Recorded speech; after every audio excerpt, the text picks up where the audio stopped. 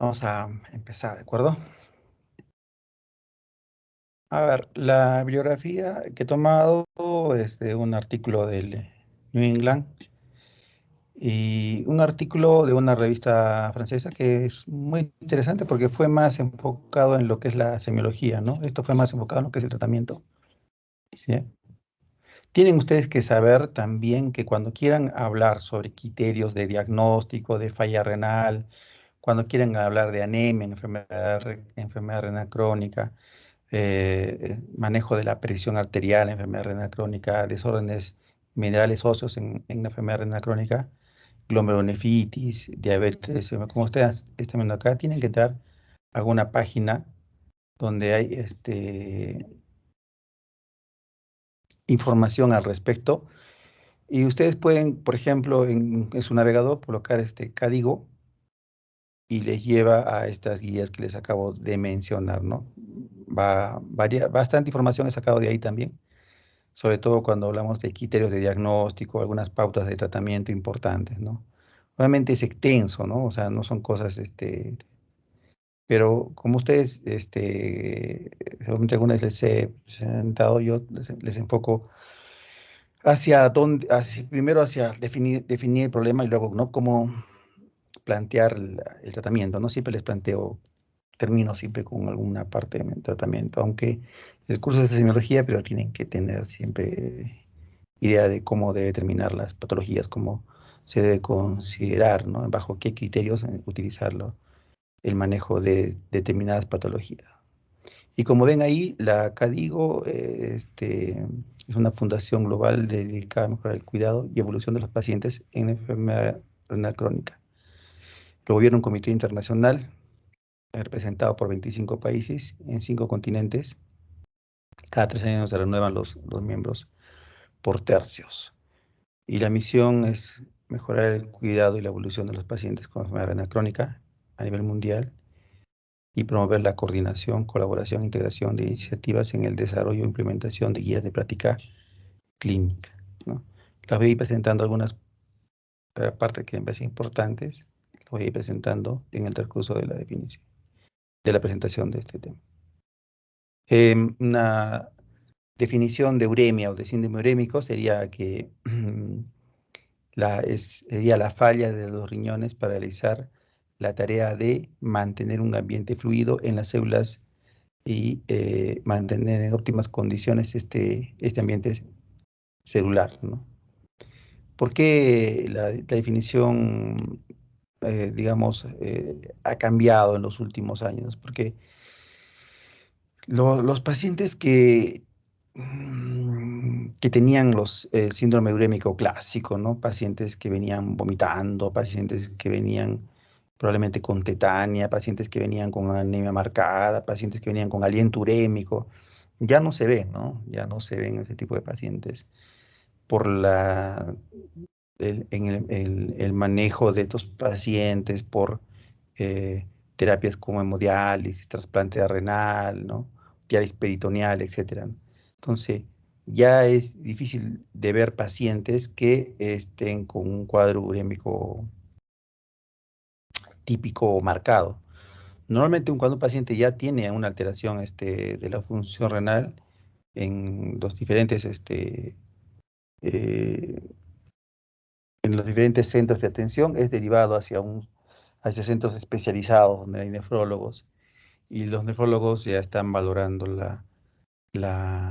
tratamiento respectivo para empezar tratamiento dialítico, otro tipo de tratamiento que se considere, ¿no? Entonces, el síndrome urémico como clásico, como lo que más o menos lo que he escrito, sí puede presentarse en algunos pacientes que no tengan acceso a este tipo de terapia, pero cada vez es menos frecuente, ¿no? Y el manejo de los pacientes, nuevamente es previo a que el paciente, no van a esperar que un paciente tenga toda esta sintomatología para poder actuar, ¿no? Se tiene que tomar ya medidas anteriores, ¿no? Pero sí es importante tal vez considerar que en algunos pacientes puedan ustedes descubrir, sobre todo algunos tal vez que no tengan acceso, ¿no? A la atención de salud, puedan encontrar algún paciente con todo esta sintomatología que vamos a describir a continuación.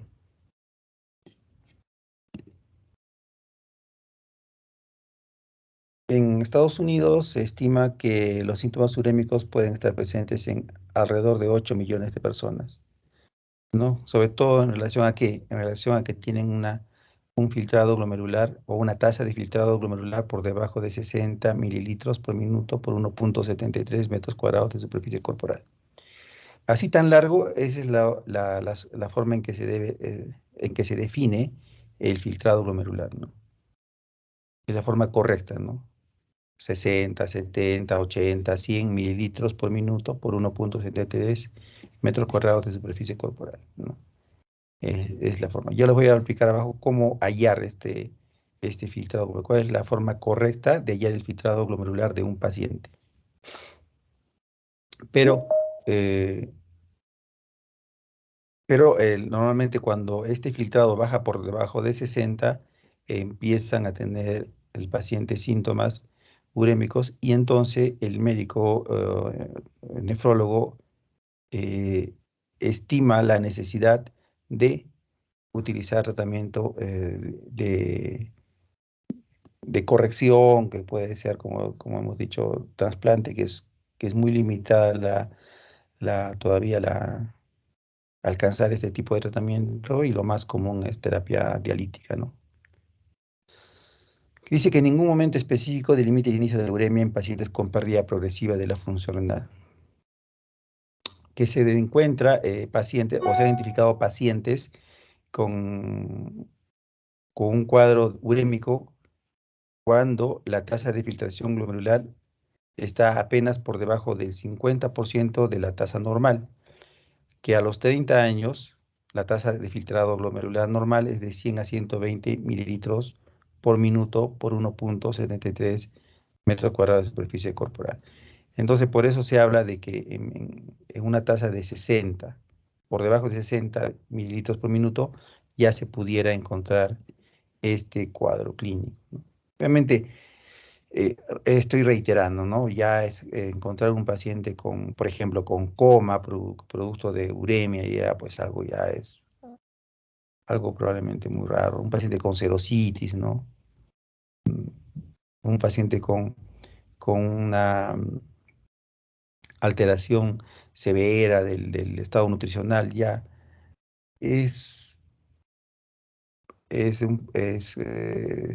poco probable encontrar, ¿no? Pero ¿cuáles son los que sean los síntomas descritos que constituyen el síndrome urémico, ¿no?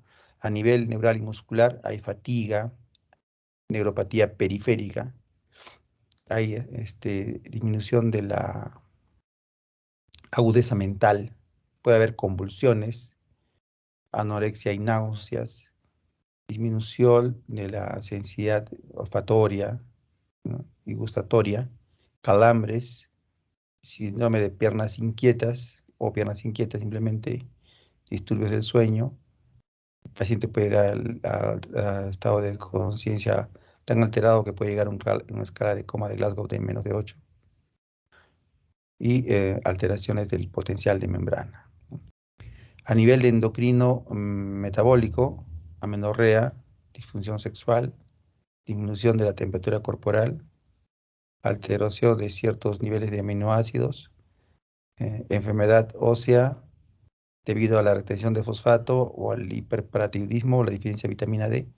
Esto es, por ejemplo, en las guías de la CADIGO que les he presentado al inicio, existe un capítulo que se dedica a las recomendaciones respecto al diagnóstico y tratamiento de los pacientes que tienen enfermedad renal crónica y que se asocia con enfermedad ósea. Entonces, es complejo esto, ¿ya? Esto que se resume en una frase es bien complejo, ¿no? Lo que tienen más o menos que saber es que la enfermedad renal crónica termina llevando al paciente a una deficiencia de vitamina D, que termina llevando a un cuadro que puede llevarlo a un cuadro de hipocalcemia, ¿no?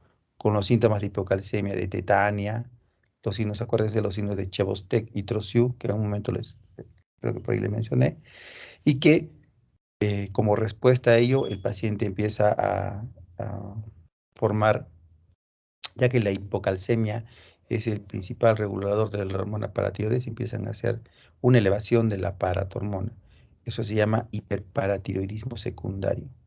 Y la paratormona empieza a causar mayor reabsorción de calcio a nivel de orina y reabsorción de calcio a nivel del hueso, que trae como consecuencia enfermedad ósea, ¿no? Osteoporosis, osteodistrofia, este, y aumento de fracturas, ¿no? Por eso le han dado tanta importancia, ya que una manifestación importante de los pacientes que puedan terminar con una fractura que, que perjudique, ¿no? El estado de salud del paciente. Reducción de la energía para el ejercicio, la resistencia a insulina, un incremento del catabolismo de proteínas, puede haber serositis, ¿no? Pericarditis, puede haber eructos, estrés oxidativo, anemia también es otro, la anemia es otro tema grande, ¿no? Otro capítulo donde la CADIGO ha dedicado a guías solamente para el manejo de anemia, que no solamente se debe a la deficiencia de eritropoyetina, sino es multifactorial, ¿no? Hay, hay reducción en la sobrevida de los hematíes, hay este aumento de un proceso inflamatorio, el proceso inflamatorio disminuye la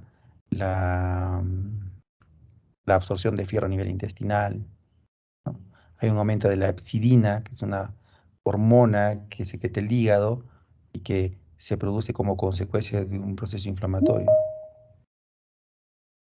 Además, hay alteraciones de la inmunidad, alteración disfunción, mejor dicho, de los linfocitos y los granulocitos, y también hay disfunción plaquetaria, ¿no? Entonces, las alteraciones del metabolismo de iones de agua, que es la primera parte que vamos a hablar del síndrome urémico. El riñón es un órgano central que mantiene la homeostasis de agua y los iones, además de las anomalías en el transporte de células iónicas descritas de la uremia, que con un gran impacto en el metabolismo celular, los cambios en el metabolismo iónico pueden causar directa o indirectamente muchos de los síntomas observados en el síndrome urémico. Por ejemplo, existe una alteración del balance del sodio, ya que la capacidad excretora del riñón está reducida y empieza a haber una retención de sodio. La retención de sodio puede empeorar un cuadro hipertensivo ya previo y puede aparecer un edema pulmonar. Afortunadamente esto es poco frecuente porque el riñón se logra adaptar inclusive eh, en una etapa avanzada puede haber una adaptación y puede haber un equilibrio de sodio que lo puede llevar a un estado neutro o cercano al neutro. También los pacientes pueden presentar una retención de agua que puede llevar a hiponatremia, que pueden exacerbar los síntomas del sistema nervioso central. Aunque les digo, ¿no? La hiponatremia, cuando uno tiene un paciente con hiponatremia, eh, no es tan común relacionado a la enfermedad renal crónica, ¿no? Uno no piensa en enfermedad renal crónica, ¿no? Hay un término, hay varias del hiponatremia, es una clasificación en relación al estado de hidratación, si tienes hiponatremia entre un paciente deshidratado, normohidratado, subhidratado, ¿no? En ese contexto de evaluar la hiponatremia según el estado de hidratación del paciente, podías considerar hiponatremia en un paciente sobreatado en el contexto de un síndrome nefrótico, en el contexto de un paciente cirrótico, en un paciente con insuficiencia cardíaca. Y aquí podía entrar también este tipo de pacientes que tiene enfermedad renal crónica, ¿no? Pero es poco probable. La mayoría de pacientes que van a cursar con hiponatremia no va a ser con estado de hidratación en exceso, sino va a ser un paciente o normohidratado o ligeramente sobrehidratado, ¿no? Y ya que ustedes deben saber que la causa más común de hiponatremia es la secreción, lo que antes se denomina secreción inadecuada de hormona tiroidica y que está cambiando el nombre a síndrome de antiuresis inadecuada.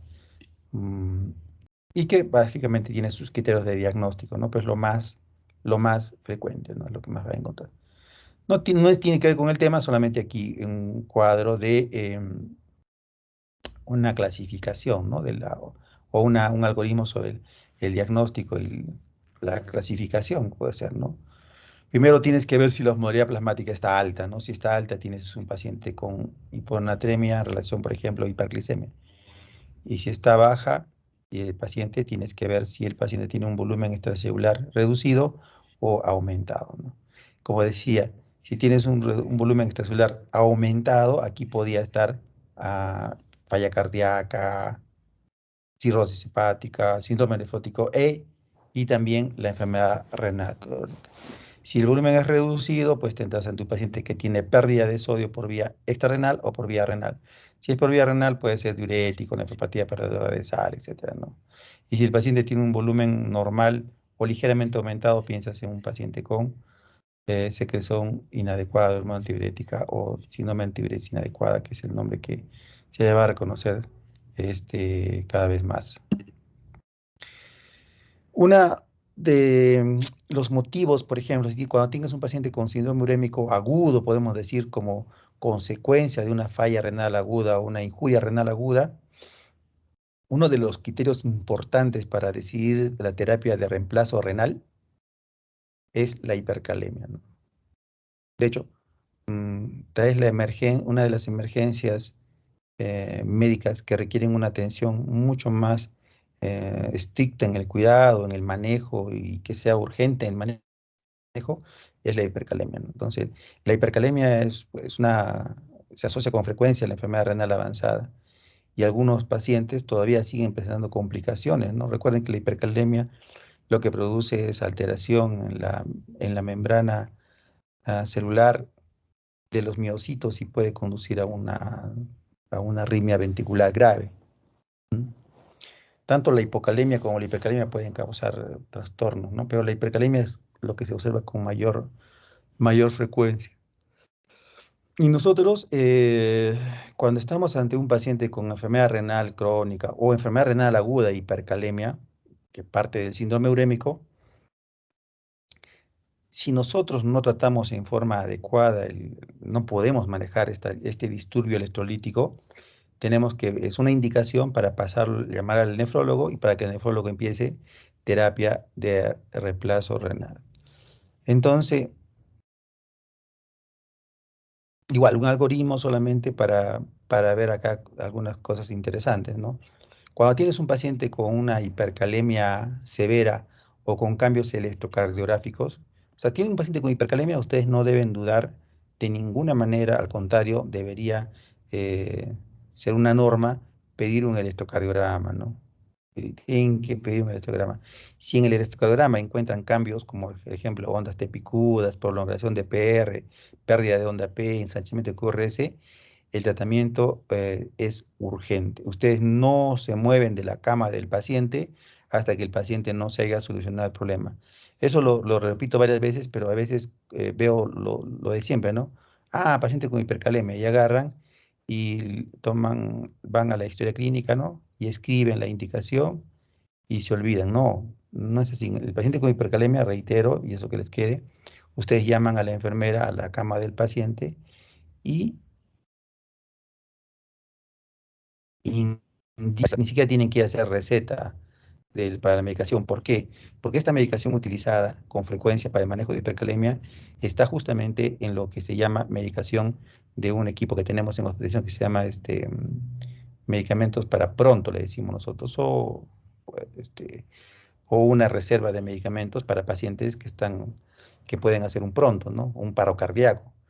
Entonces, inmediatamente llamas a enfermería y no te mueves del paciente hasta que no haya logrado eso. No sé por qué no se puede llegar a entender, ¿no? Veo siempre el mismo error, ¿no? Te hacen la indicación. ¿Y cómo está el potasio? Ah, no hemos controlado. ¿Le han puesto el gluconato? No, no sé, pero ya dejé la receta. No, tú no puedes decir ya dejé la receta, como reitero. Tú tienes que estar ahí. El paciente se puede morir, puede hacer un paro cardiorrespiratorio debido a una arritmia cardíaca maligna. Entonces, tienen que estar en el caso, en la cama del paciente y tienen que verificar que el paciente reciba gluconato de calcio. El gluconato de calcio es un medicamento que va a estabilizar la membrana del paciente, ¿no? Al 10% pueden poner una ampolla, se pone en bolo, no se va, te agarran la ampolla, la puede diluir en 10 mililitros y la pasa en bolo en ese instante, en ese momento, el momento cero, digamos. Inmediatamente al siguiente medicamento es que ustedes inician nebulizaciones con beta 2 agonistas, ¿no? Tenemos a la mano, nosotros usamos salbutamol o más frecuentemente fenoterol, que viene a ser algo muy parecido, ¿no? Entonces, la recomendación es usar, por ejemplo, hablando en miligramos, 5 miligramos a 10 miligramos, hablando en gotas son como 40 a 80 gotas en nebulización. Enseguida o concomitante a eso se tiene que utilizar insulina más glucosa, ¿no? El protocolo es 10 unidades de insulina con 25 gramos de glucosa. En los lugares donde tienes dextrosa al 50%, utiliza 50 mililitros con 10 unidades de insulina cristalina y se lo pasa en media hora. Todo esto en la primera media hora el paciente tiene que haber recibido todo lo que le estoy mencionando. Y ustedes en esta media hora, sin moverse de la cama del paciente, tienen que volver a tomar un nuevo gases arteriales. Y si el paciente no mejora, terapia de reemplazo. Inmediatamente, ¿no? Llama. Aquí no es esperar que en la tarde, que mañana, qué dirá la... No, inmediatamente. No, podrían ustedes repetir este nuevo esquema, no digo que no, pero si ya el paciente no ha bajado el potasio y siguen los cambios electrocardiográficos, inmediatamente el paciente tiene que ser referido a un manejo de ¿no? Incluso ya pueden ustedes ir avanzando y colocando un catéter venoso para empezar terapia de reemplazo renal.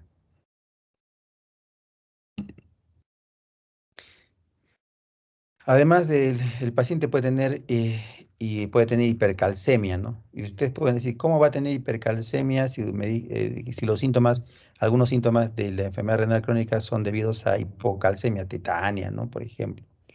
Lo que pasa es que lo que les decía, lo que sucede es eso, ¿no? Al aumentar los pacientes la paratormona, compensando una hipocalcemia debida a deficiencia de vitamina D debido a la enfermedad renal crónica, el paciente finalmente puede terminar haciendo hipercalcemia, ¿no?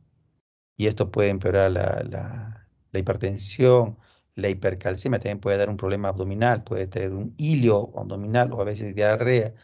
La hipercalcemia te puede dar, por ejemplo, te bloquea la hormona antidiurética y te puede dar un trastorno también en la retención de agua, etcétera, o la eliminación de agua, y varias cosas que puede ser el paciente, ¿no? En relación al calcio, ¿no? La hipertensión es una característica importante del síndrome urémico, puede aparecer durante las primeras etapas en la enfermedad o incluso precederla o estar en su origen. Cuando está presente la hipertensión, acelera el declive de la función renal y su incidencia y gravedad aumenta a medida que avanza la enfermedad renal. Se observa en más del 90% de los pacientes con nefropatía terminal y en muchos casos se corrige mediante el tratamiento dialítico. Los mecanismos por los cuales la enfermedad renal puede participar en la hipertensión son el resultado de factores que alteran o el gasto cardíaco o la resistencia vascular periférica. Y para aumentar el gasto cardíaco, la explicación es que aumenta el fluido corporal extracelular, la acumulación de sal, la angiotensina 2, la aldosterona, la norepinefrina, el factor antidiurético auricular, la disminución de la tasa de filtrado glomerular, la activación del sistema nervioso simpático, la sensibilidad de los vasoreceptores. Y el aumento de la resistencia vascular periférica se da por aumento de angiotensina 2, noripinefrina, vasopresina, calcio intracelular y depresores prostatina 2, prostacyclina, cininas, péptido natriúrico auricular o ambos. Todo esto que se menciona, al final de cuentas, en resumidas cuentas, lo que hace es aumentar la presión arterial, porque recuerden que la presión arterial es resultado o bien de la resistencia vascular periférica o bien del gasto cardíaco o de ambos. Y en la enfermedad renal crónica pueden aumentar ambos.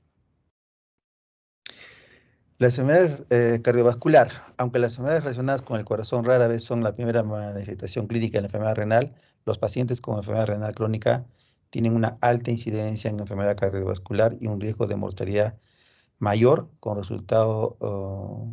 trayendo como resultado un problema, ¿no?, de aumento de mortalidad relacionado con enfermedad cardiovascular. Es lo que sucede en otras enfermedades. Por ejemplo, en los pacientes con diabetes mellitus, lo que se sabe actualmente, o lo que se reconoce, es que los pacientes van a tener un aumento de mortalidad debido a enfermedades cardiovasculares, ¿no?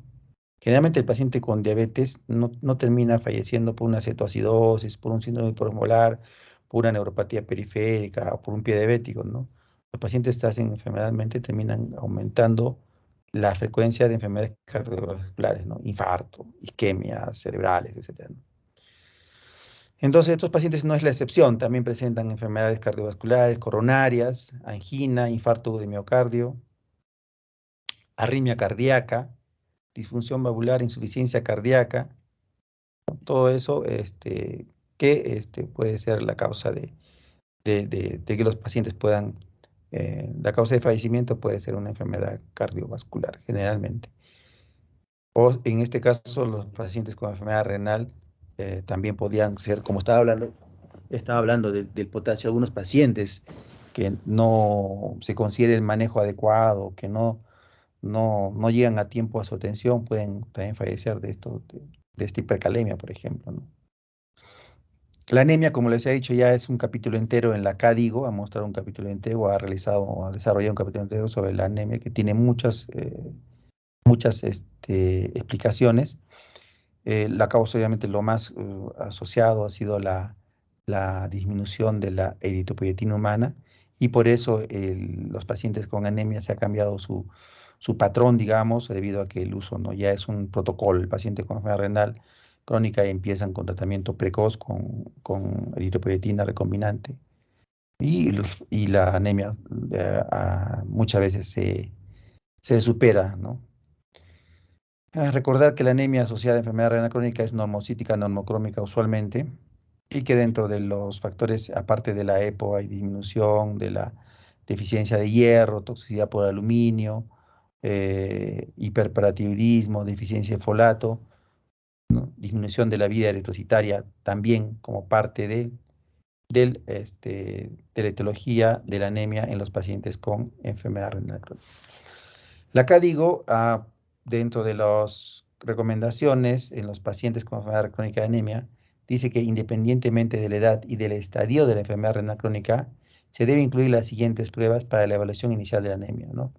Conteo sanguíneo completo, que debe incluir la concentración de hemoglobina, índice de glóbulos rojos, recuento de glóbulos rojos blancos, diferencial y recuento de plaquetas, recuento absoluto de reticulocitos, nivel de ferritina sérica, saturación de transferina sérica y niveles séricos de vitamina B12 y de ácido fólico de folato. Es la recomendación. Bueno, la verdad el capítulo es amplio, ¿no? O sea, es amplio. No, no me podía dedicar a hablar sobre esto porque no tendríamos que tocar otro punto más que eso, ¿no? De hecho, te da para un solo capítulo hablar de la anemia en enfermedad renal crónica. Las manifestaciones gastrointestinales se observan típicamente en el síndrome urémico con enfermedad renal avanzada. Normalmente con estadio 5 hay hiporexia, amargura, sabor metálico, hay náusea, repugnancia a ciertos alimentos específicos, frecuentemente la carne, y estos síntomas suelen ser el anuncio para iniciar tratamiento de diálisis. Por otro lado, los síntomas gastrointestinales pueden resultar en desnutrición, que a su vez pueden agravar la inflamación existente y la insuficiencia cardíaca, acelerar la aterosclerosis y aumentar la susceptibilidad a infecciones. Ya adelanté que los trastornos minerales y óseos presentes en la enfermedad renal crónica también es un capítulo aparte en las guías de la CADIGO, ¿no? Los trastornos minerales y óseos pueden observarse bastante temprano en enfermedad renal crónica, se asocian con hiperparatiroidismo secundario, puede incluir debilidad de los músculos proximales, dolor óseo, fracturas, retraso del crecimiento en niños y deformidades esqueléticas, artritis, periartritis, prurito, calcificación de tejidos blandos y calcifilaxis. Por ejemplo, acá tienen un paciente que tiene un hiperparatiroidismo secundario con resorción ósea severa, ¿no? Una radiografía de un paciente de 20 años, varón, eh, que si ustedes ven acá, las franjas distales no se observan, ¿no? Se han reabsorbido prácticamente, ¿no? Fíjense acá, no hay falanges distales. Fíjense acá, esto se produce como un hiperparatiroidismo secundario severo, ¿no? Por esta razón y ser tan compleja las manifestaciones, el 2017 la CADIGO ha publicado unas guías, o ha actualizado sus guías, mejor dicho, sobre el tratamiento en este tipo de patologías, ¿no? Desórdenes minerales óseos en enfermedad renal crónica, ese es el capítulo. Solamente el término conocido de osteodistrofia renal, que se usa mucho, quería aclararlo, ¿no? Según las guías, justamente las que acabo de mencionar, se define como una histología ósea normal y es un componente en las anomalías óseas de la enfermedad renal crónica asociadas al trastorno mineral óseo. Y para el diagnóstico, la biopsia es el estándar de oro solamente para el diagnóstico y para la clasificación. O sea, biopsia de tejido óseo es lo que se utiliza para el diagnóstico de osteodistrofia renal. También existe disfunción endocrina en el síndrome urémico. Hay diversas alteraciones. Ya se ha comentado lo que pasa con las paratiroides. También se observan alteraciones en el metabolismo tiroideo, difusión gonadal y de la corteza suprarrenal. Los mecanismos que conducen a estas alteraciones son diversos. Se puede observar una disminución de la hormona para la EPO y la forma de vitamina D terminada en una enfermedad renal avanzada. La enfermedad renal crónica se asocia con alteraciones graves del sistema inmunológico. Las infecciones son responsables de una gran parte de la mortalidad en pacientes con hemodiálisis y la vacunación en su mayoría es ineficaz, particularmente en etapas avanzadas de la enfermedad renal crónica. Aunque la mejora en las vacunas puede reducir la falta de respuesta a los pacientes en hemodiálisis, siempre que sea posible es preferible vacunar a los pacientes en las primeras etapas de la enfermedad renal cuando la respuesta inmune primaria no ha sido sensiblemente disminuida. Y los trastornos neurológicos eh, se encuentran entre las características más preocupantes que tuvieron que lidiar los pioneros de la diálisis. Incluyen síntomas del sistema nervioso central, la disminución de la atención y la cognición, memoria imprecisa, dificultad para hablar, asterisis, mioclonías, convulsiones, somnolencia, tendencia al sueño, confusión, desorientación y puede llegar finalmente al coma.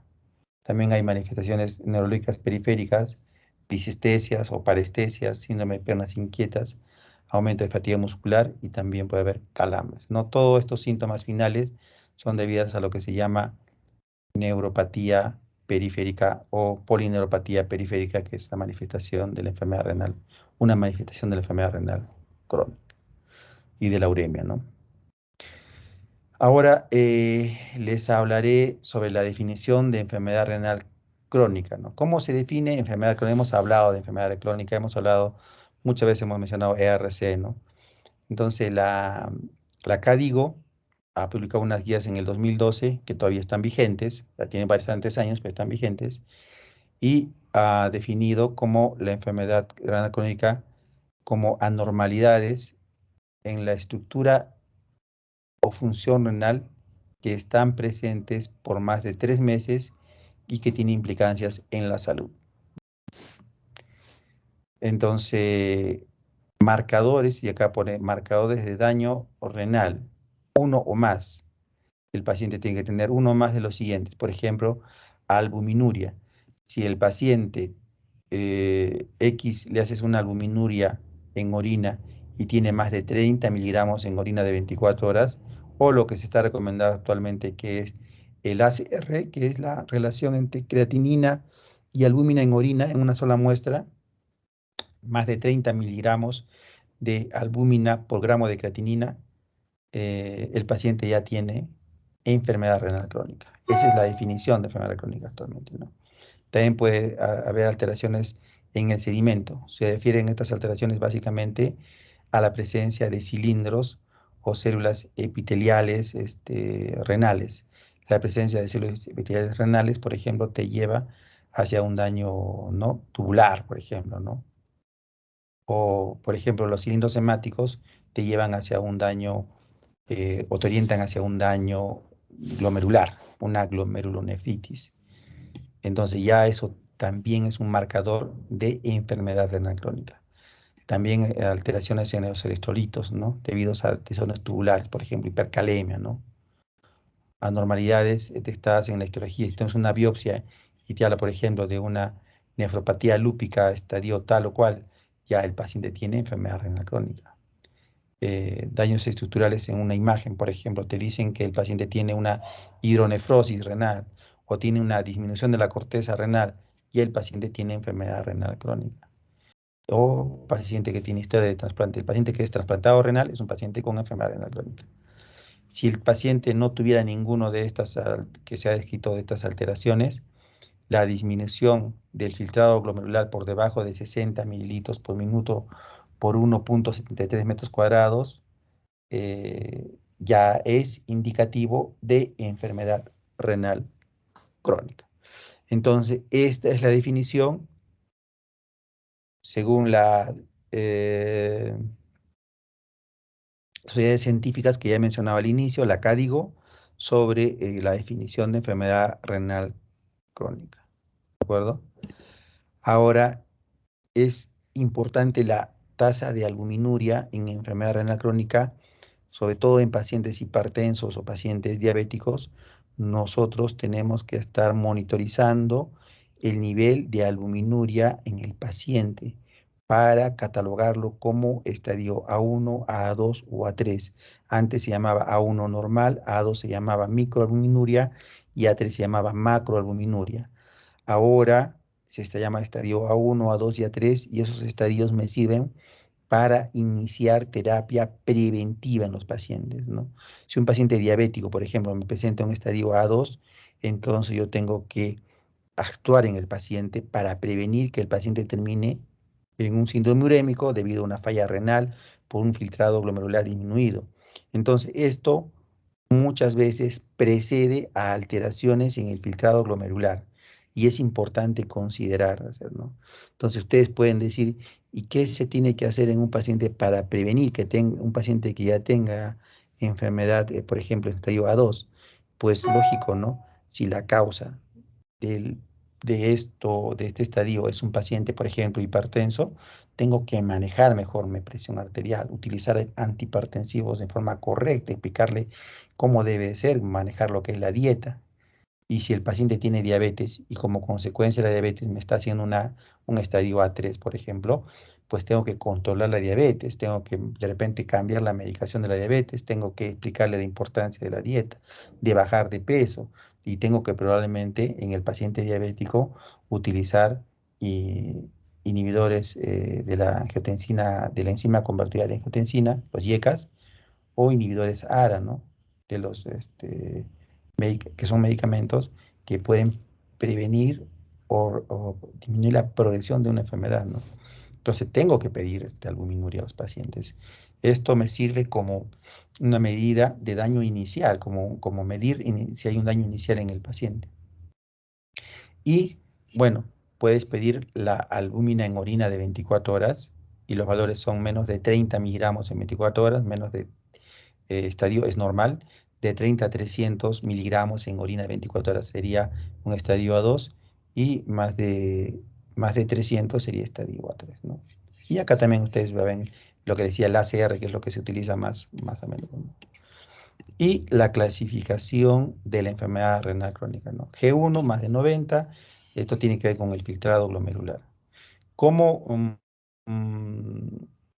¿Cómo ustedes valoran el filtrado glomerular? Según la CADIGO, se debe utilizar una ecuación. Se mide la creatinina sérica y luego se aplica una ecuación para estimar la tasa de filtrado glomerular. No se utiliza depuración de creatinina, esas cosas, ¿no? Pueden utilizar cualquiera de estas fórmulas, ¿ya? Pero obviamente la más recomendada está siendo la MDRD4 o MDRED simplificada. En este estudio, por ejemplo, han comprado cuál es mejor con diferentes poblaciones de pacientes y han encontrado que la MDRD7 es mejor que la MDRD abreviada, es mejor que la fórmula de Crocop y es mucho mejor que la depuración de creatinina, ¿no? En conclusiones, lo que se recomienda actualmente es la MDRD abreviada, también le llamamos MDRD4 porque utiliza 4 criterios, ¿no? La edad, el sexo, la raza y la creatinina. Y la fórmula la tienen ahí. Yo, les soy sincero, yo utilizo mi calculadora médica. Yo no estoy calculando esto, no tengo de memoria. Yo lo que hago es un paciente que tenga una creatinina X, lo que hago es utilizar una calculadora médica para eso. Tratamiento, La diálisis es el tratamiento, ¿no? Porque los trasplantes renales son escasos. Dice que en el 2004 había 100.000 personas que comenzaron a recibir diálisis. Avanzamos un poco. Otros datos que el número de pacientes en diálisis eran 2 millones en todo el mundo en el 2010 y para el 2030 van a ser 4 millones, ¿no? De personas en diálisis. Avancemos porque creo que ya estamos un poco llegando al tiempo. A modalidades, ¿no? Vamos a hablar de esto. Vamos a decir, antes que termine la clase, tengo que hablar de enfermedad renal aguda también. ¿Ya? Esta es la bibliografía. Obviamente también la CADIGO ha sacado unas guías de enfermedad renal aguda. También son coincidentemente del 2012, como ven ustedes ahí. También he revisado una bibliografía de Lancet del 2012.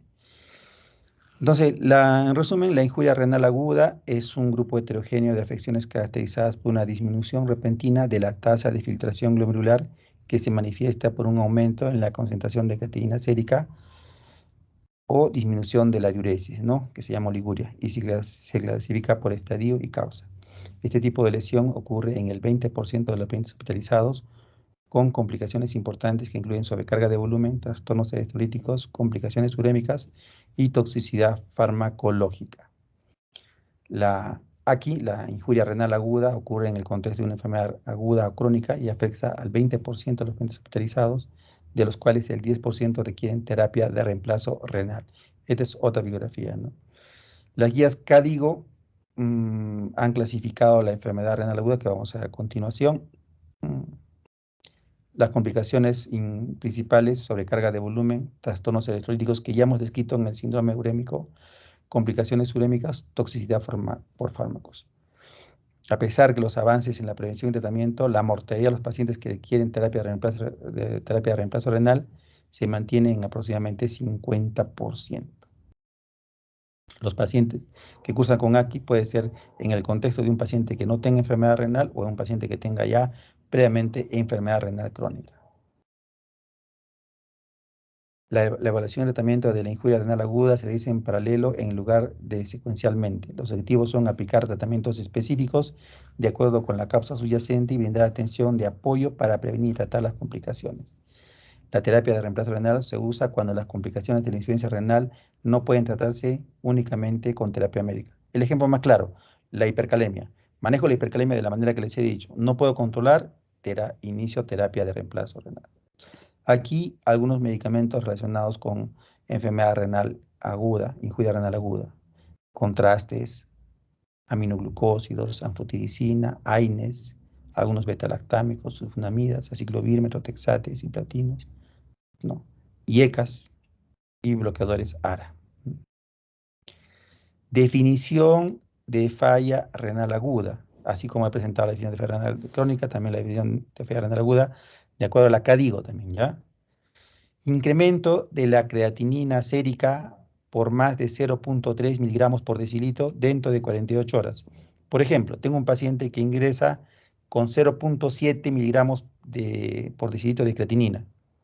Al día siguiente me aumenta a 1.1 miligramos por decilitro.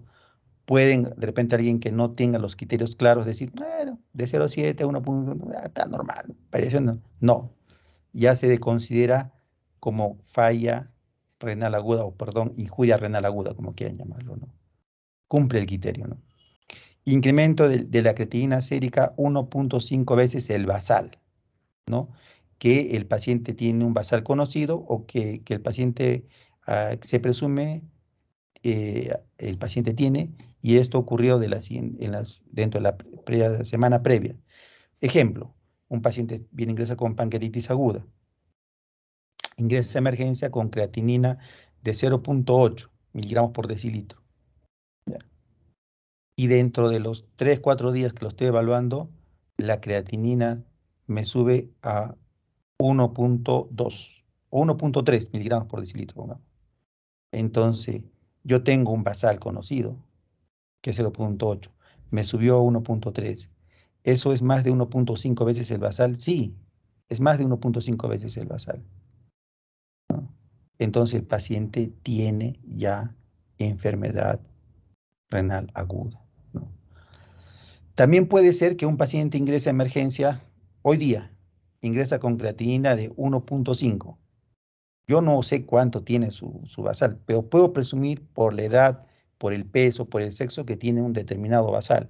Entonces yo puedo decir que su basal, de acuerdo a su característica del paciente, es 0.7. Puedo presumir. Y ya 1.5 es más del doble, inclusive. 1.5 ya es dos veces más. Entonces ya el paciente también tiene falla renal aguda. Pero no solamente tiene que ver la creatinina. Si tienes un paciente que tiene una diuresis de 0.5 mililitros por kilo por hora por 6 horas, perdón, menos de 0.5 mililitros por kilo por hora por 6 horas, el paciente también está haciendo falla renal aguda, ¿no? Y acá lo voy a terminar. Esta es la tabla de clasificación, porque no solamente hay que saber, no solo hay que saber cómo se hace el diagnóstico, si el paciente tiene o no tiene falla renal aguda o injuria renal aguda, como quieran verlo, ¿no? Sino la clasificación. Tres estadiajes, uno, 2 y 3. Estadio uno, cuando el paciente tiene un incremento de la creatinina 1.5 a 1.9 veces el basal. O el paciente ha aumentado 0.3 miligramos por decilitro, un valor de creatinina previo que tenía. Estadio 2, cuando el paciente aumenta 2 a 2.9 veces el basal. Siempre vamos a conseguir el basal dependiendo de cada paciente. Reitero, ¿no? Si el paciente, por ejemplo, es un adulto que pesa 80 kilos, probablemente su basal sea 1.2. Entonces, para hablar de estadio 2 en ese paciente en específico, tendría que ser, por ejemplo, una creatinina de 2.4 en adelante, ¿no? Y estadio 3, tres veces el basal, o incremento de la creatinina mayor a 4 miligramos por decilitro, o que el paciente tenga tratamiento de reemplazo renal, ¿no? Y también el gasto urinario es utilizado como marcador de falla de estadiaje renal, ¿no? Estadio uno, cuando el paciente tiene 0.5 mililitros por kilo por hora por 6 a 12 horas. Estadio 2, cuando esto dura más de 12 horas. Y estadio 3 es menos de 0.3 mililitros por kilo por hora por 24 horas, o el paciente tiene una anuria de más de 12 horas. Entonces, tanto la creatinina como el gasto urinario son utilizados este, son utilizados para la clasificación del estadiaje de la enfermedad renal aguda.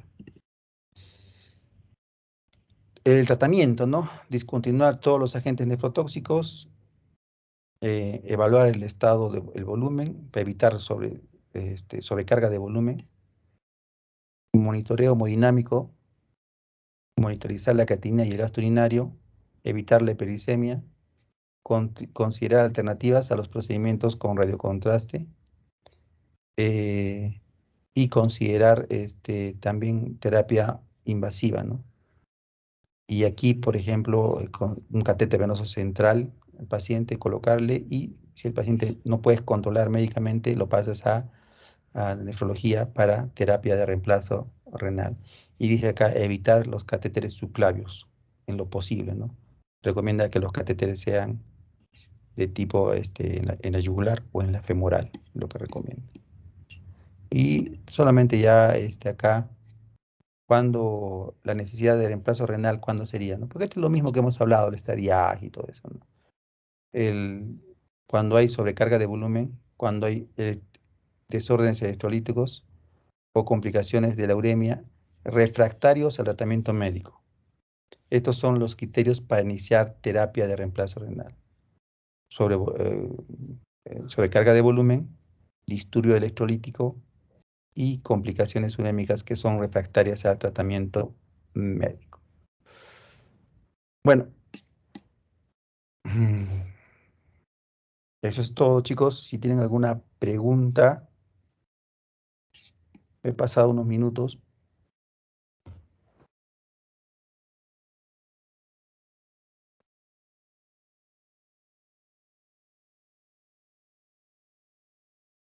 Ok.